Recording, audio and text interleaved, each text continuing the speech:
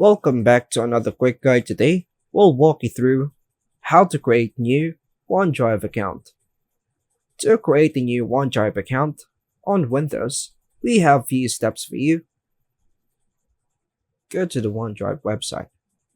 Open your preferred web browser and visit OneDrive to sign up. Click Create One. Choose Create One, then use another account. Create a Microsoft account if you don't have one. Now hit Create One again. Enter your email or create a new Outlook email.